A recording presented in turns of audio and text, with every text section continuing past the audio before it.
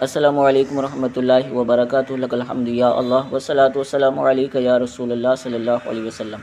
سامعین دیتا شام، آج ہم ایک مکار کذاب دیوبندی جس کا نام علی اصغر ہے، اس کے حوالے سے چند باتیں آپ تک پہنچائیں گے، بغور سماعت فرمائیں۔ ویسے یہ دیوبندی اس قابل نہیں ہے کہ اس سے بات کی جائے، کیونکہ یہ اپنے ہی بڑوں کی باتیں سمجھنے سے قاصر ہے، یہ اپنے ہی بڑوں کی باتیں نہیں سمجھتا، اور کمال کی بات ہے کہ یہ خود کی بات نہیں سمجھتا، یہ خود کیا کہتا ہے یہ خود نہیں سمجھتا، اور آئندہ آنے والی گفتگو میں انشاءاللہ کریم ہم ان باتوں کا خلاصہ کریں گے، لیکن بوقت ضرورت بات کرنی پڑتی ہے تاکہ حق و باطل میں فرق لوگوں کو معلوم ہو جائے۔ عرض یہ کرنا ہے، فی الوقت عرض یہ کرنا ہے آپ سے کہ ایک گروپ کے اندر ایک دیوبندی ہے جسے سونو کہتے ہیں، یہ بڑی بڑی باتیں کر رہا تھا، تو ہم نے کہا ایک ٹاپک پر بات کر لیں، تو اس نے کہا کہ ٹھیک ہے، ٹاپک ہوگا انگریز کا ایجنٹ کون۔ اس بات کو سمجھے آپ، اس نے کہا ٹاپک ہوگا انگریز کا ایجنٹ کون۔ میں نے کہا ٹھیک ہے چلے بات کریں، تو اس نے کہا فی الوقت میں بزی ہوں، میں بعد میں بات کروں گا۔ ہم نے کہا ٹھیک ہے چلو بعد میں بات کرو، ہو سکتا ہے کام ہے، انسان مصروف ہوتا ہے، وہ اس وقت بات نہیں کر سکتا ہے، کوئی زور زبردستی نہیں۔ بعد میں ہم نے اس کو بلایا، بات کرنے تیار نہیں، پھر ہم نے کہا کہ یہ بات کرنے کو تیار نہیں، تو ہم نے جب اصرار کیا کہ بات کیوں نہیں کر، تو کہتا ہے میں بات نہیں کروں گا، میں بات کرواؤں گا۔ ہم نے کہا کہ کیوں ایسا؟ کہا کہ میں نے کہا ہی نہیں تھا کہ میں بات کروں گا، میں نے کہا تھا میں بات کرواؤں گا۔ ہم نے کہا ثابت کرو۔ آج تک وہ دیوبندی ثابت نہیں کر سکا، سونو جسے کہتے ہیں، سونو دیوبندی آج تک ثابت نہیں کر سکا کہ اس نے کہا تھا، وہ فرار ہوا، بھاگا۔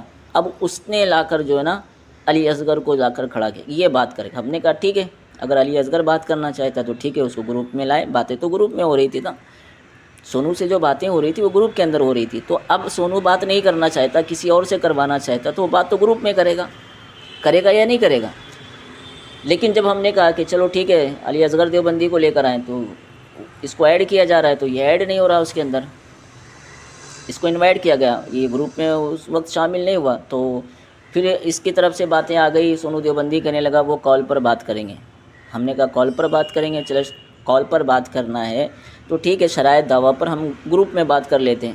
یہ آپ کو لگتا ہے کہ یہ گروپ ہمارا ہے اور یہ ہوگا وہ ہوگا، دنیا بھر کے جو تم جو ہے ہیلے بہانے کرتے ہو، ایسا ہوگا ویسا ہوگا، ٹھیک ہے چلو یہاں نہیں بات کر سکتے۔ ہم نے کہا کہ دوسرا گروپ بنا لیں جس میں ہم دونوں بات کریں گے، چند آپ کے لوگوں، چند ہمارے لوگوں، چند افراد آپ کے ہوں، چند ہماری طرف سے، تو اس گروپ میں بات کرتے ہو۔ پھر اب تو گروپ میں یہ بھی جو ہے سسٹم ہے کہ 2 لوگ ہی بات کریں، تیسرا کوئی نہیں کر سکتا، ایسا بھی پاسبل ہے، وہ بھی بات کریں، لیکن کہتے نا تو ہی نہ چاہے تو بہانے ہزار ہیں۔ ہم نے کہا تم دعویٰ شرائط پہ بات کر لو، کال پر بات کرنا ہے تو بقیہ باتیں ہم کال پر کر لیں گے، ٹھیک ہے۔ پھر اس پر بھی تیار نہیں، تو پھر ہم نے کہا جب اس کی وائس آئی علی اصغر دیوبندی کی، اس کا ہم نے جواب دیا، پھر اس کی وائس آئی، پھر ہم نے اس کا جواب دیا، تو ہم نے کہا یہ وائس تو ڈال سکتا ہے، تو بذریعہ وائس دعویٰ پر شرائط پر بات کر لیتے ہیں، ٹھیک ہے۔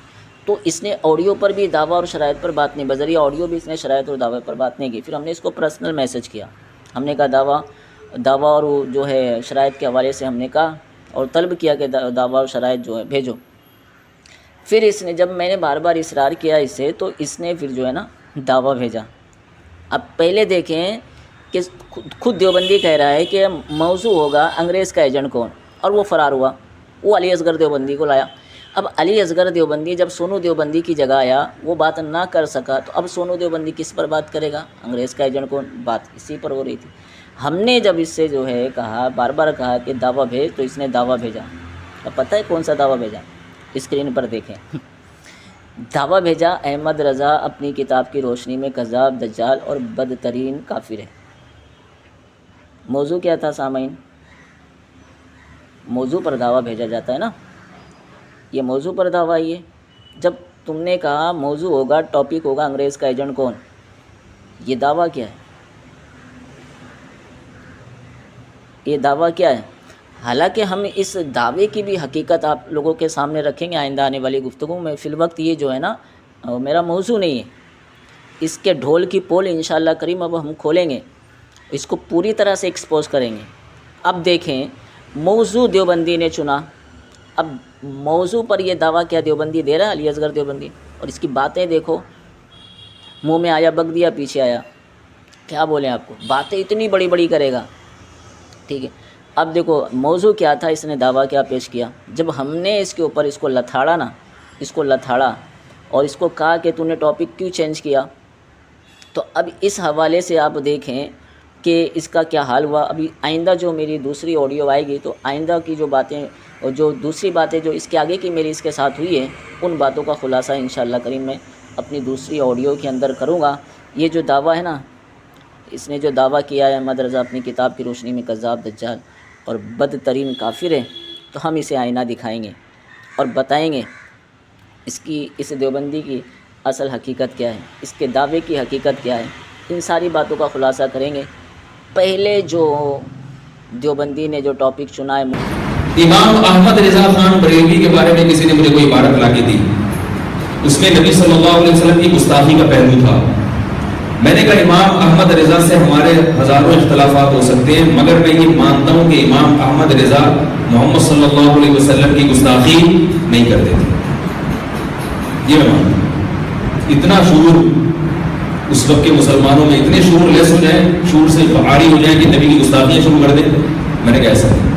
لہٰذا یہ جو آپ عبارت امام کو ہمارے ہی بندہ کوئی لا کے دکھا رہا تھا کہ میں یوٹیوب پہ ان کے خلاف ایک کلپ تیار کر کے ڈال دوں، امام احمد رضا نے یہ کہا ہے، میں نے کہا میں نہیں ڈالوں۔